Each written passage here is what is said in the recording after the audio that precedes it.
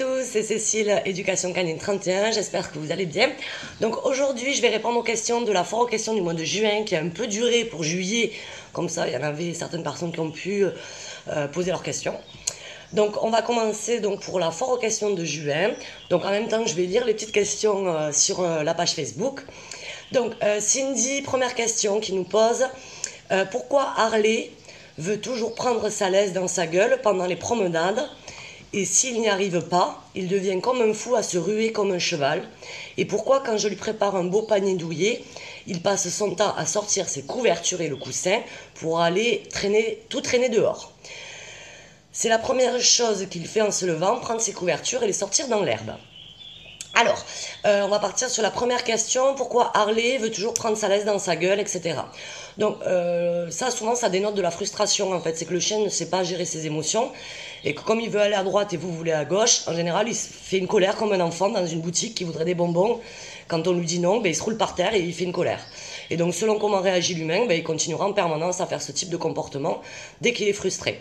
Donc, c'est un problème de comportement et c'est un problème de gestion d'émotions et gestion de l'humain derrière qui, selon le comportement que vous mettez en place, ben, soit ça empire la problématique, soit ben, ça améliore la compréhension. Mais très souvent, c'est un problème de gestion d'émotions et en fait, c'est un travail un peu plus profond que de l'éducation. En fait, faut travailler sur la frustration chez le chien et lui apprendre que ben, il n'a pas tout ce qu'il veut dans la vie et que rien n'est gratuit et qu'il faut gérer ses émotions. Donc problème de comportement, c'est un peu compliqué pour moi de vous répondre du coup parce que ben, c'est vraiment un cas unique et chacun est différent, tout le monde est différent et chaque chien est unique et chaque problématique est unique aussi. Mais sache qu'en tout cas c'est un problème de gestion d'émotions et de frustration, c'est que le chien il s'énerve parce qu'il peut pas aller où il veut, il peut pas sentir ce qu'il veut. Donc travail de balade à mettre en place un peu plus et de travail à la maison aussi. Et ensuite, ce qui sort ses couvertures de son panier, ben, en réalité, pour moi, c'est pas trop un problème. C'est plutôt rigolo, je trouve. Et puis, c'est juste qu'il veut aller dehors, peut-être prendre l'air, aller au soleil, bronzer. Il serait peut-être intéressant de lui mettre une panière en extérieur, du coup, ou une niche, ou des coussins dehors pour qu'il puisse bronzer dehors tranquillement. Je pense qu'il s'amuse tout simplement, il s'occupe. Et puis, en plus, si à chaque fois ça attire votre attention, ben, forcément, il va pas arrêter. Parce que si vous lui courez après, que vous le grondez ou alors que vous remettez à chaque fois ses couvertures dans le panier, ben forcément, comme vous vous occupez de lui pendant ce temps-là, ben, il va continuer tous les matins à le faire en fait. Donc moi à mon avis c'est juste qu'il va être dehors avec ses paniers pour être bien au soleil et dans l'herbe fraîche. Voilà, donc il serait peut-être intéressant, Cindy, de lui mettre un petit panier dehors. Comme ça, peut-être qu'il prendra plus les affaires qui sont dans la maison. Voilà. Mais c'est pas tellement une problématique en fait. Voilà. Pourquoi il fait ça? Ben parce qu'il veut aller dehors bronzer, à mon avis. Il préfère être dehors que dedans, il a peut-être chaud. Et voilà, et puis il s'occupe, ça l'amuse, tout simplement. Je pense qu'on va pas aller chercher plus loin là. Voilà un petit peu Cindy, donc travail avec Harley, de frustration. Hein, il faut travailler la frustration, prendre des friandises dans tes balades aussi, pour travailler les exercices qu'on a déjà vus ensemble. À très bientôt Cindy, merci pour ta question. Alors on va penser à Manto. Bonjour, mon chien part en courant lorsqu'il voit un autre chien, ou même un chat. Concernant les chiens, elle va les sentir et revient. Que dois-je faire à ce moment-là? Je n'ose pas l'engueuler car, même si elle a désobéi à mon premier ordre, au pied, non, tu laisses ou assis, elle écoute le second et me revient quand je l'appelle. Merci, car pour les chats, cela m'a valu une très grosse frayeur la semaine dernière. Alors, bon, je vais peut-être décevoir Manto, je suis désolée, mais un chien qui n'est pas éduqué, qui n'y a aucun rappel et qui saute sur les autres chiens ou sur les chats, ben, il ne faut pas le lâcher. Tout simplement, il faut le tenir en longe ou en laisse et travailler la socialisation de votre chien. C'est-à-dire que si votre chien, à chaque fois que vous sortez, il saute sur tout le monde ou il va voir les autres chiens, les autres chats, ben, c'est qu'il n'est pas socialisé en fait. C'est qu'il n'est pas neutre face à l'environnement extérieur. Donc à partir de là, il faut le tenir en laisse ou en longe, travailler le chien avec de la friandise, du jeu et des techniques d'éducation, positives bien évidemment et bienveillantes. Et en fait, il faut apprendre à votre chien comment il doit se comporter. C'est vrai que si vous le lâchez, ben, il va faire son instinct de chien, il va aller voir les gens. Donc ben, vous pouvez pas l'engueuler puisque en fait vous l'avez lâché. Donc le chien lui il conceptualise pas que c'est pas bien de pas y aller, il sait pas lui. Il fait son truc de chien et très souvent c'est parce que quand ils étaient chiots, on les a laissés faire en fait. C'est-à-dire qu'il était chaud, on le lâchait, il allait voir les gens et tout pour le socialiser, on s'est dit que c'était bien. Mais en fait quand il est adulte, il reproduit le même comportement parce qu'on lui a pas appris comment il doit se comporter en fait.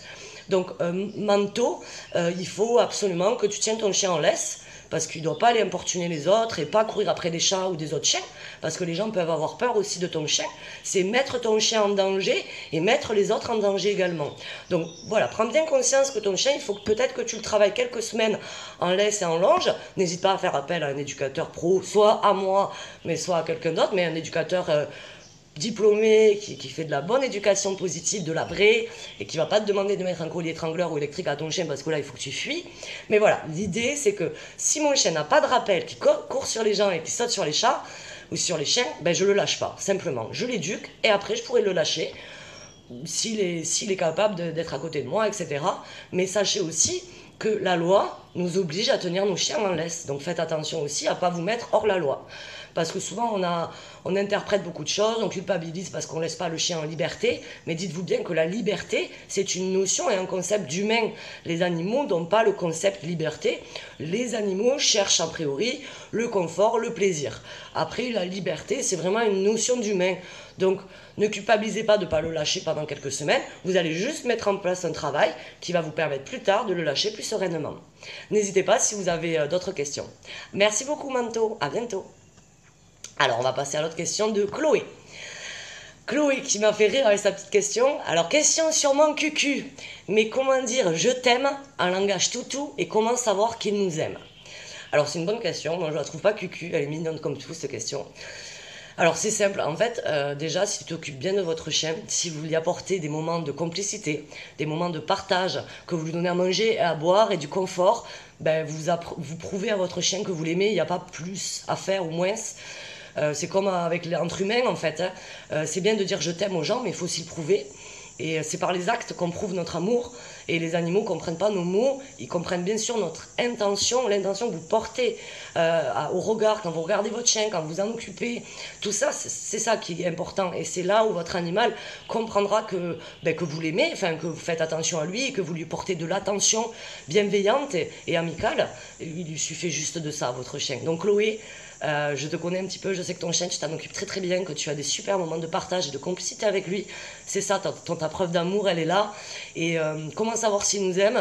Ben, avec tout ce que vous partagez avec lui, je crois que c'est la belle preuve de votre amour. Après, il faut entendre que le chien n'a pas d'amour comme l'humain, c'est plus un attachement. Mais c'est certain que dès qu'on crée de la complicité, du partage avec son chien, il y a une relation de confiance qui s'établit. Ben forcément, c'est un échange et à partir de là, ben on peut vraiment dire qu'il y a une belle complicité, un bel attachement et forcément, on pourrait dire de l'amour même, voilà, pour qu'on se rassure aussi et ça nous permet de mieux comprendre aussi en posant des mots. Donc Chloé, petit problème de stockage dans mon téléphone, il n'y avait plus de place, donc bon, il y aura une vidéo un peu coupée, c'est pas grave. J'en étais toujours à Chloé. Donc Chloé, pour résumer, voilà, par rapport à un échange avec ton chien, s'il y a un bel échange, une complicité que vous comprenez facilement d'un seul regard, ben, je crois que tout est dit en fait, voilà. Ensuite, alors qu'est-ce que j'ai comme autre question? Super, donc j'ai Stéphanie qui me demande que faire quand je surprends mon chien en train de faire une bêtise. Ranger un objet, un meuble, piquer quelque chose sur la table par exemple. Alors, la bêtise chez le chien, ça n'existe pas. Je suis désolée Stéphanie, mais les chiens ne font pas de bêtises. Les chiens n'ont pas de notion de mal et de bien, ce n'est pas un enfant, donc on ne peut pas le punir parce qu'il a fait une bêtise. Ton chien t'envoie des messages, il comble ses vides, il s'occupe. Donc c'est pas une bêtise en fait. C'est souvent le chien qui manque de distraction ou de stimulation qui va chercher à combler les vides en s'occupant en fait. Donc il prend ce qui traîne entre guillemets. Après sur la table, si à chaque fois qu'il monte sur la table, il arrive à attraper un saucisson, des chips ou du pain, il est normal que le chien qui est opportuniste va tous les matins faire la même chose, on ne sait jamais s'il y a un petit truc à prendre. Donc en réalité, déjà il faut savoir que il faut ranger ses affaires. C'est-à-dire quand on a un chien qui a tendance à piquer des trucs, il ne faut pas laisser les chaussures traîner, les chaussettes, les coussins, les livres, des télécommandes, etc. Déjà ça évite, on gère l'environnement en réalité, donc déjà on va éviter les problématiques du chien où on va se mettre en conflit, on va lui courir après pour récupérer le truc, parce que là on n'en finit plus en fait. Donc déjà s'il range des objets ou un meuble, c'est que le chien il a vraiment un message d'ennui. Moi je te conseille déjà de voir un petit peu qu'est-ce que tu lui apportes comme stimulation au quotidien, quelle activité le chien a, et est-ce que tu combles vraiment les besoins de ton chien. Si tu combles pas trop, ben, il faut pas. C'est normal que le chien en fait comble lui-même les vides en cherchant à s'occuper. Donc ça va être avec ce qui traîne en fait, mais ce qu'il y a chez toi, donc c'est des meubles, des chaises, des canapés. Sache qu'il fait pas ça pour t'embêter ni pour te faire plaisir, hein. Il fait ça parce que lui il en a besoin. Donc c'est pas une bêtise en fait, hein. Ton chien il s'occupe, donc tu peux pas le gronder en fait. Il faut juste comprendre que si tu apportes pas assez d'activité à ton chien, ben, il va lui chercher à combler ce vide par des occupations. Il y en a, c'est la destruction. Il y en a, c'est la fugue. Il y en a, c'est les aboiements. Chaque chien est différent, chaque chien est unique, donc chaque chien va mettre en place des comportements différents par rapport à sa personnalité, son caractère, son environnement, comment réagissent les humains, etc. Donc en fait, il n'y a rien à faire. Et ouais, ça c'est dur à dire souvent. Mais si tu le vois en train de piquer quelque chose, ben c'est trop tard en fait. C'est que tu n'as pas géré l'environnement. Donc en réalité, ben, c'est un peu notre faute en fait, hein. Si on a laissé un steak traîner, ben, il ne faut pas s'étonner que le chien le pique. Alors il y en a, ils le feront pas, c'est vrai. Mais il y a beaucoup qui le feront. Donc voilà. Donc en fait, que faire quand je surprends mon chien en train de faire une bêtise? Eh bien rien. Soit tu peux le divertir sur autre chose, donc lui proposer autre chose à faire, c'est-à-dire, oh loulou, eh bien qu'est-ce que tu fais? Tu manges mon tabouret? Mais regarde, t'as ton jouet. Donc on peut lui sortir, je sais pas moi, une petite corde qu'il aime bien, une balle, une oreille de porc séché, quelque chose qui va lui donner envie de faire. Parce que si à chaque fois qu'il est en train de faire, de ronger quelque chose, de prendre un objet et que vous intervenez, ben en fait, l'idée c'est que le chien il attire votre attention en faisant ça, donc il va jamais arrêter puisque ce qu'il veut c'est votre attention. Donc il faut comprendre. Stéphanie, est-ce que ton chien fait ça par ennui ou est-ce qu'il fait ça pour attirer ton attention? Alors là, on va avoir deux choses différentes. Mais dans tous les cas, trouve peut-être plus de stimulation à ton chien, peut-être des choses à ronger aussi, s'il aime ronger. Ben, on va lui acheter des oreilles de porc, on va l'acheter des os chez le boucher, on va acheter des nerfs de bœuf, des nerfs de... Maintenant, il y a les cornes de cerf, je crois, qui marchent très très bien. Il y a plein d'astuces aujourd'hui, des kongs remplis. Occupe-le, ton chien, pour qu'il évite justement de s'occuper avec tes affaires.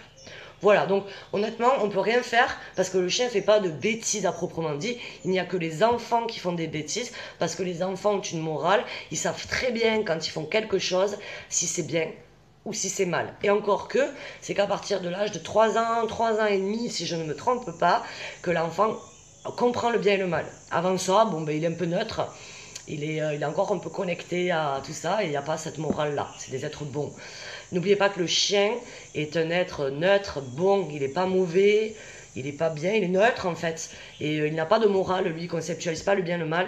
Il fait les choses qui lui rapportent à lui, et surtout de l'intérêt. Donc ton chien a un intérêt à ronger des objets, c'est s'occuper. Ou attirer ton attention pour que tu t'occupes de lui parce qu'il s'ennuie. On est un peu encore dans le processus. Donc Stéphanie, on ne peut pas gronder un chien, le taper, tout ça, ça ne sert à rien. Ça va augmenter l'énervement du chien, le stress, et ça va lui faire perdre confiance en toi aussi. Donc à toi de trouver des stimulations pour ton chien. Voilà, merci Stéphanie. Alors, Auréane qui me demande « Bonjour, que dois-je faire et comment réagir quand mon chien aboie sur les voisins quand j'en croise dans le couloir de notre résidence? Je précise que mon chien est très protecteur. Merci. » Protecteur. Est-ce que c'est vraiment de la protection ou est-ce que c'est pas de la peur? Tout simplement aussi. Souvent on se dit mon chien me protège parce qu'il aboie et tout. Puis en fait moi avec mon regard de comportementaliste, je vois du chien qui a peur en fait et qui stresse. Et comme l'humain il est persuadé qu'il protège, ben, il fait rien en fait. Il est trop fier, il aboie, super. Mais en réalité le chien il attend qu'un truc, c'est que son humain l'aide. Après voilà, je suis pas dans la situation, rien, donc c'est pas évident pour moi de juger l'état de ton chien. Mais il faut voir si c'est du stress, de la peur, ou si c'est vraiment de l'énervement, et alors là, c'est aussi de la peur, il faut faire fuir tes voisins. Le chien ne protège pas l'humain, il faut arrêter avec ça. C'est à nous de protéger nos chiens. On adopte un chien, il n'est pas là pour nous garder, il n'est pas là pour nous protéger. C'est à nous de protéger notre chien. Donc ça, c'est vraiment important de bien comprendre. Donc il serait peut-être intéressant de... alors, le couloir de la résidence, j'imagine que vous ne pouvez pas l'esquiver. Donc, prendre des friandises, jouer dans le couloir régulièrement avec lui, pourquoi pas faire des exercices dans le couloir, assis, couché, éviter que les gens l'oppressent aussi, ou disent « Ah, il est beau le chien, on peut le toucher, etc. » Passer assez rapidement cet endroit-là, peut-être travailler dans votre hall d'entrée, Mais il faut voir s'il n'y a pas une généralité qui se crée aussi. Est-ce que c'est vraiment que les voisins, ou est-ce que des fois il la voit pas aussi sur les gens dans la rue, sur vos invités? Moi, à mon avis, il y a d'autres choses derrière. C'est un chien qui doit être un petit peu peureux ou un petit peu sensible sur des choses, un peu stressé, et du coup, donc voilà, voilà, essayer de travailler donc en immersion et d'être vraiment dans l'apprentissage du chien, c'est-à-dire ben, tu l'enlèves, il a ouais, ben loulou, ben, qu'est-ce que tu fais, mais on s'en fiche des gens, allez on y va, on y va. Et dès qu'il décroche, par exemple, lui donner une petite friandise pour qu'il associe les voisins à quelque chose de positif et pas à quelque chose de stressant. Donc en général, le chien il aboie par peur. Pour lui, en fait, il fait fuir les autres, il n'est pas là pour vous protéger, il fait les choses d'abord pour lui, comme nous, hein. Voilà, donc il gère l'environnement, il essaie de gérer ça. Après, c'est un peu compliqué, parce que ça, c'est des problématiques aussi de comportement, et c'est jamais très simple. Donc, je te conseille de travailler, ou alors de te faire aider par un comportementaliste, qui pourra essayer de t'indiquer des astuces par rapport à ton environnement à la maison, quoi, hein, les voisins. Voilà un petit peu. Alors, on va repasser à Stéphanie qui me repose une question. Comment empêcher mon chien de déterrer les plantes dans les jardinières et le potager? Pour info, je n'ai jamais pris sur le fait. Ben, Stéphanie, je vais pas me répéter, c'est exactement le même problème que ta question d'avant. C'est ton chien, il est hyper actif, il manque d'activité, donc il s'occupe. Voilà, c'est juste ça. Donc tu peux pas l'engueuler, encore une fois, c'est pas un enfant, ça ne se gère pas de la même manière. On ne peut pas punir et le mettre au coin. Même si tu le prends sur le fait, ça sert à rien. Donc à toi de peut-être lui mettre un bac à sable, de lui laisser des endroits, de créer un parc pour lui dans le jardin, pour qu'il évite justement d'aller dans ton potager. L'idée c'est de gérer l'environnement et de gérer les dépenses de ton chien. Donc il faut apporter de la stimulation plus, du travail, des balades, des exercices, pour que ton chien en fin de journée soit fatigué et qu'il n'ait pas envie de déterrer tes plantes. Tout simplement. Donc pensez-y, nos chiens aujourd'hui s'ennuient dans nos vies et il faut leur apporter vraiment de l'occupation pour éviter qu'ils aient des problématiques de comportement telles que les destructions, les aboiements excessifs, l'agressivité, etc. La dépression, voilà. Donc vraiment, Stéphanie, ça rejoint ta question juste d'avant. Voilà un petit peu, les questions sont terminées pour ce mois de juin. On refera ça certainement en août ou à la rentrée, je sais pas trop, j'ai beaucoup de travail cet été. Comme vous le savez, je garde des petits loulous en pension chez ma sœur aux écuries. Donc il m'en reste quelques petites places, donc n'hésitez pas d'ailleurs. Et sinon, tout l'été, il y a plein d'activités pour vos chiens, de loisirs, des balades, des pique-niques. Il y a des stages canins que je mets en place aussi. Donc n'hésitez pas à venir découvrir nos activités. On passe toujours des bons moments, c'est un moment convivial et on permet de mieux comprendre nos chiens, de mieux comprendre leur communication. Je vous dis à très bientôt et merci beaucoup pour toutes ces questions.